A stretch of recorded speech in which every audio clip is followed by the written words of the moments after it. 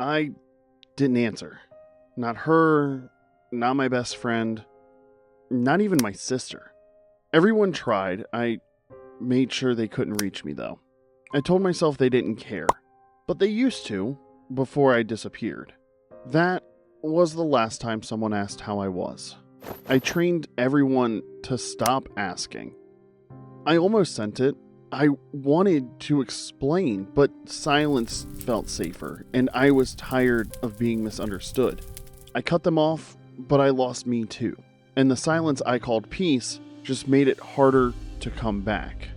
Connection doesn't always mean noise. Sometimes it waits until you're ready. You don't have to explain everything. You just have to stay. Because you were never too much, you were just hurt and tired and scared. And healing doesn't start by disappearing. It starts by saying, I'm still here. Ever feel like cutting everyone off and disappearing? Like you've hit your limit and silence feels like peace? Well, you're not alone. That urge to run might not mean escape.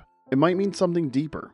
A sign that you're burned out, overwhelmed, and stretched past your limits. Cutting people off feels fast, but what if it leads to regret? What if this moment is actually your chance to pause, reflect, and grow? Before you shut the door, let's look at what this feeling is really trying to tell you.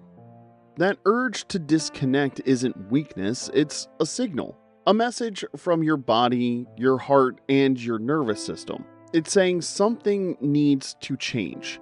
Not everything, just something. You don't need to burn bridges or build walls to feel safe. You need space. You need boundaries. Cutting everyone off may feel like control, but it's often just pain wearing armor. The truth is, you're not trying to end connection. You're craving better connection. Safer, calmer, cleaner. That starts by protecting your energy. Ask yourself, what drains me? What leaves me anxious or small? What conversations feel like battles instead of bonds? Real healing doesn't happen in total isolation. It happens when you choose peace over people-pleasing, when you stop explaining your worth and start honoring it. You're allowed to step back without disappearing. You need to pause, reset, and decide who gets access to your heart and on what terms. When you set a boundary, it doesn't have to be dramatic. It can be small and steady. For example, silence your phone after 8 p.m. Say, I can't talk right now, instead of pushing through another draining call. Pause before saying yes when you really mean maybe. You're not being rude, you're choosing peace. When you ghost someone in anger, that's a reaction. A boundary is a response. It's slower, clearer. It says, hey, this isn't okay with me. Ghosting brings silence.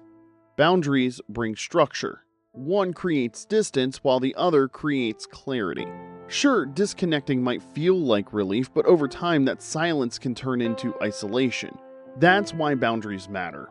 They let you step back without disappearing. You're still in your life, just on your own terms. Here are some real examples. Set a rule of no work emails after dinner. Decline events that drain you. And if someone else, say, hey, I'll talk when we're calm. These are boundaries. Boundaries aren't about shutting down, though. They're how you stay present, protect your energy, and stay true to yourself. That's where real healing starts. Cutting people off feels powerful, but real peace comes from clarity and not escape. Choose healing, not hiding. Set boundaries that protect you without closing your heart. And if this hit somewhere real, subscribe to the channel because we're not running, we're rebuilding.